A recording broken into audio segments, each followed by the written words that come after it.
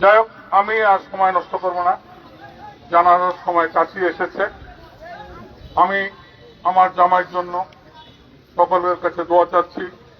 উনি দীর্ঘ সময় শম্ভুপুর ইউনিয়ন পরিষদের চেয়ারম্যান ছিলেন, উপজেলা চেয়ারম্যান প্রার্থী একবার ছিলেন, পরে আবার প্রার্থী হয়েছে, তিনি নির্বাচিত হয়েছেন। ওনার সম্পর্কে আপনাদের কাছে আমার বেশি বলার নেই, আপনারা এই ভালো মন্দ জানেন। আমি ওনার জন্য দোয়া চাচ্ছি, ওনার সমস্ত পরিবারের ধৈর্য ধারণ করার মতো আল্লাহর কাছে ফরিয়াদ করবেন, এই প্রত্যাশা রেখে আমি আমার আজকের কথা শেষ করলাম। খোদা হাফেজ, আসসালামু আলাইকুম।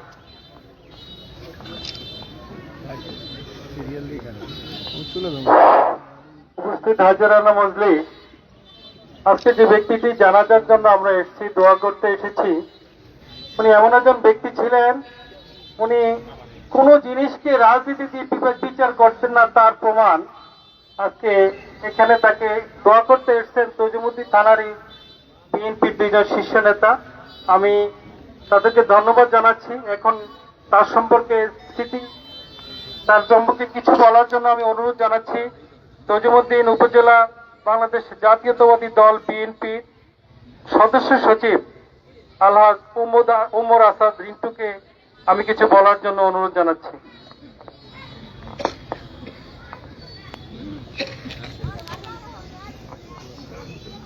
বিসমিল্লাহির রহমানির রহিম। মরহুম ফজলুল হক দেওয়ানের জানাজায় উপস্থিত বিভিন্ন রাজনৈতিক দলের নেতৃবৃন্দ, ভোলা জেলা থেকে আগত বিভিন্ন জনপ্রতিনিধিবৃন্দ, তজুমউদ্দিন উপজেলার বিভিন্ন জনপ্রতিনিধিবৃন্দ এবং এখানে উপস্থিত সম্মানিত সম্ভবত তথা তজুমউদ্দিনবাসী, আসসালামু আলাইকুম ওয়া রাহমাতুল্লাহি ওয়া বারাকাতুহু। আমরা একটা মানুষ যখন মারা যায় তখন আমরা সাথে সাথে একটি দোয়া পড়ি, ইন্না লিল্লাহি ওয়া ইন্না ইলাইহি রাজিউন।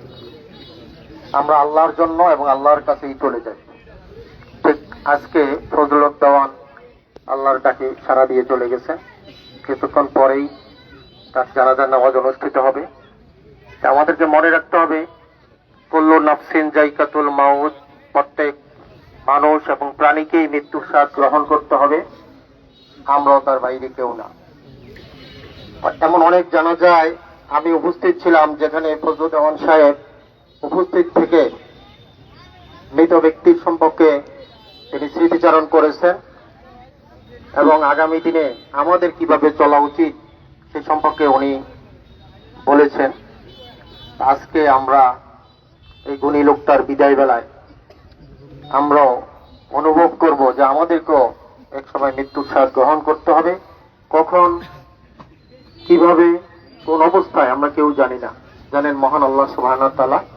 উনি দীর্ঘদিন শম্ভুপুর ইউনিয়ন পরিষদের চেয়ারম্যান ছিলেন, উপজেলা পরিষদের চেয়ারম্যান ছিলেন। মানুষ হিসাবে আমরা যখন যে কোনো কর্ম করি, সেই কর্মে অনেক ভুল ত্রুটি থাকে, কারণ আমরা কেউই ফেরেশতা নই। তো ওনার এই কর্মজীবনে উনি যদি কোনো ভুল ত্রুটি করে থাকে, আজকে এই বিদায় বেলায় আমরা সকলে ওনাকে ক্ষমা করে দেই।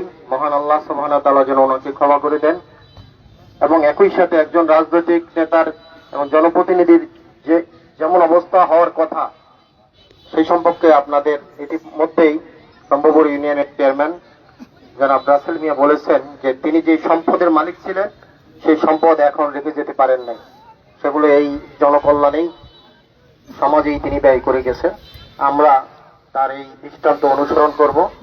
তবে তিনি একজন বিনয়ী লোক ছিলেন। আমাকে যখনই আমার সাথে কথা হয় ফোনে অথবা সামনে, উনি আমাকে মামা সম্বোধন করতেন, কারণ উনি আমার সম্পর্কে খালু হয়।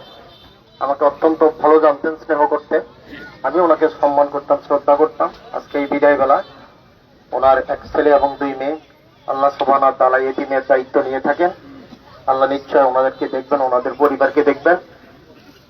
আপনারা যারা জানাজায় এসেছেন, বিশেষ করে তজুমউদ্দিনের বাইরে থেকে, সকলের প্রতি কৃতজ্ঞতা জানিয়ে, তজুমউদ্দিন উপজেলার বিভিন্ন এলাকা থেকে যারা আসছেন সকলের প্রতি কৃতজ্ঞতা প্রকাশ করে আমি আমার বক্তব্য শেষ করছি। আল্লাহ হাফেজ, বাংলাদেশ জিন্দাবাদ। আসসালামু আলাইকুম ওয়া রাহমাতুল্লাহি ওয়া বারাকাতুহু। ধন্যবাদ। উপস্থিত মুসলমান ভাইরা, আজকের এই জানাজায় সর্বশেষ বক্তব্য রাখবেন তজুমদ্দি উপজেলা বাংলাদেশ জাতীয়তাবাদী দল বিএনপির সম্মানিত সভাপতি জনাব গোলাম মোস্তফা মিন্টু মিয়া। জনাব গোলাম মোস্তফা মিন্টু মিয়া।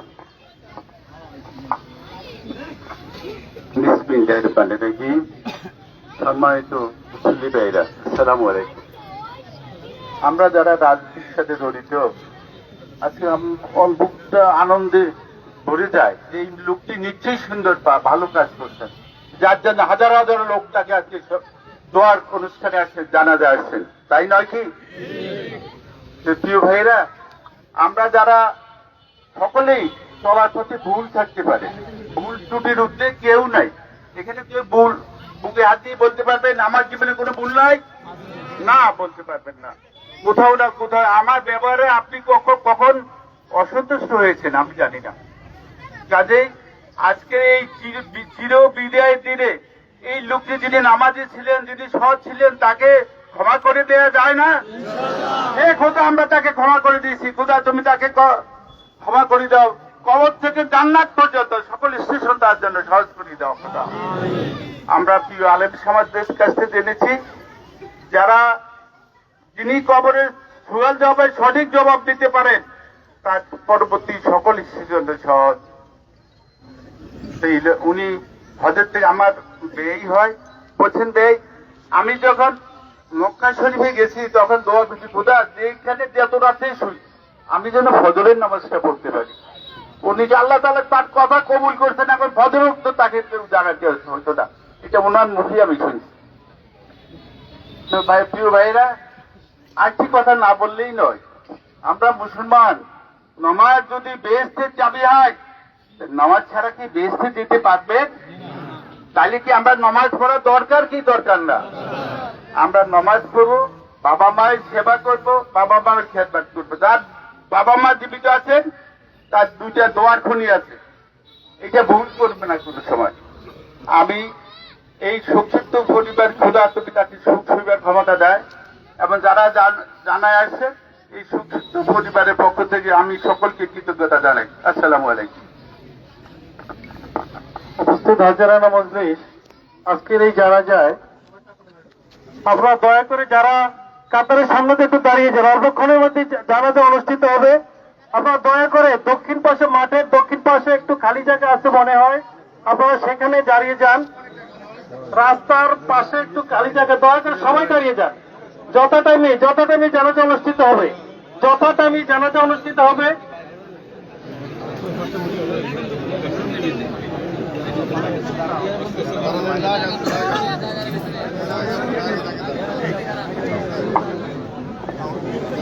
উপস্থিত হাজিরানা মজলিস, আজকের এই জানাজায় অল্প একটু কথা বলবেন আমাদের মরহুমের বড় জামাতা দৌলতখা নিবাসী অ্যাডভোকেট গোলাম মোর্শেদ কিরণ তালুকদার। অল্প একটু কথা বলবেন মরহুমের বড় জামাতা।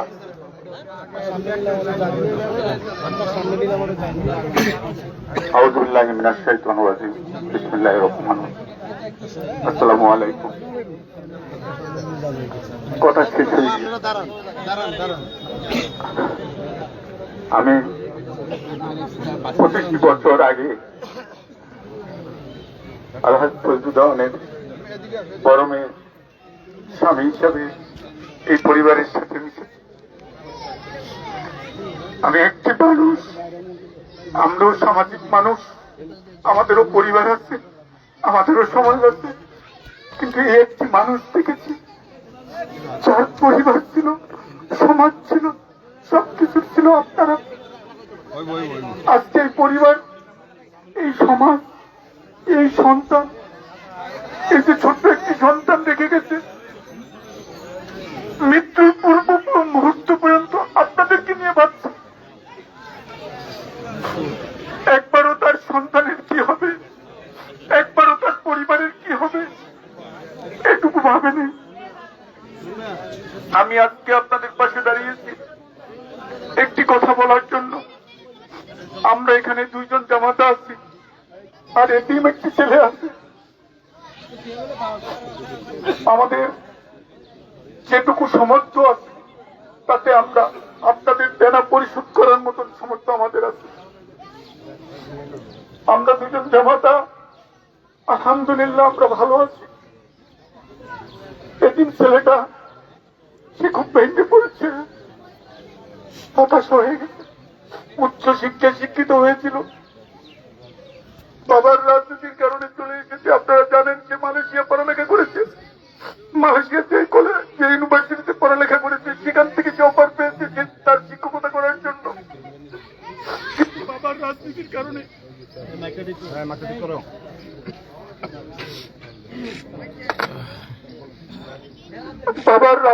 বাবার বিষয়গুলি দেখতে সে চলে এসেছে। আপনারা সবাই অবগত আছেন এই ছেলেটি কোন পর্যায়ে আছে।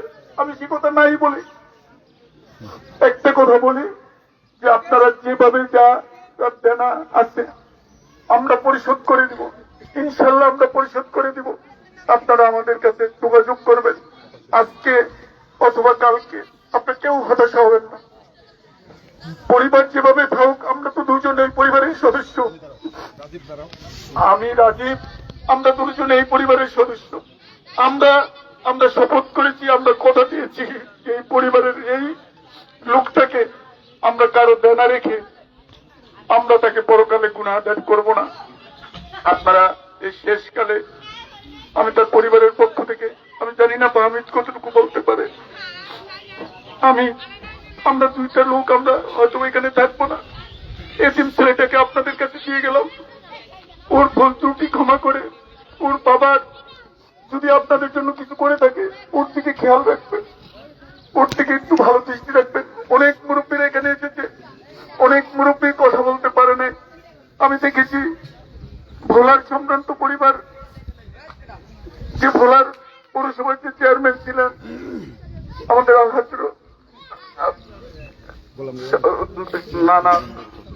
শামসুদ্দিন আহমেদের ছেলে এসেছে, আমাদের লালমোহন যে নিবাসী আপনার ভোলা জেলা বিএনপির সভাপতি ছিলেন অ্যাডভোকেট মুজামুল হক সাহেবের সুযোগ্য সন্তান ভোলাবারের প্রাক্তন সাধারণ সম্পাদক মাহবুল হক খিটুবাই এসেছেন, আরো অনেক ব্যক্তিবৃন্দ এসেছেন।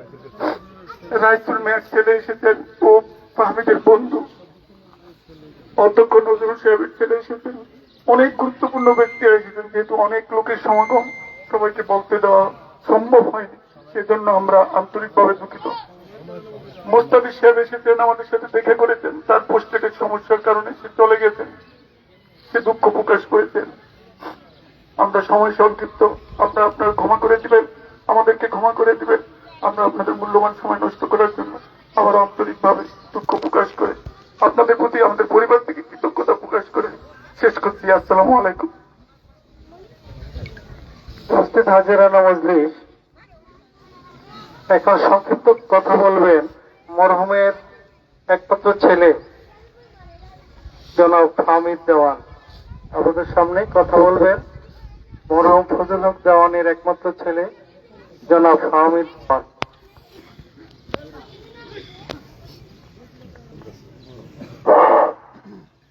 আউযুবিল্লাহি মিনাশ শাইতানির রাজিম। বিসমিল্লাহির রহমানির রহিম।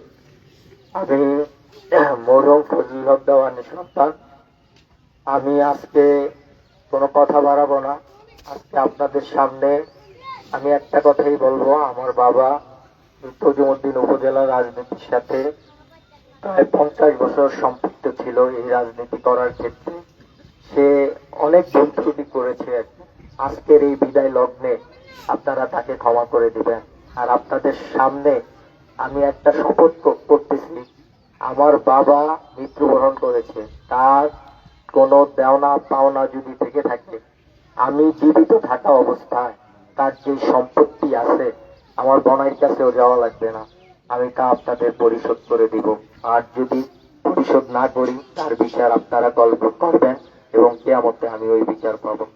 আমি আর কথা বাড়াবো না। আপনারা প্রত্যেকে আমার বাবাকে ক্ষমা করে দিবেন, এই আশাবাদ ব্যক্ত করে আমি আমার বক্তব্য শেষ করছি। আসসালামু আলাইকুম। প্রত্যেকে ভালো থাকেন।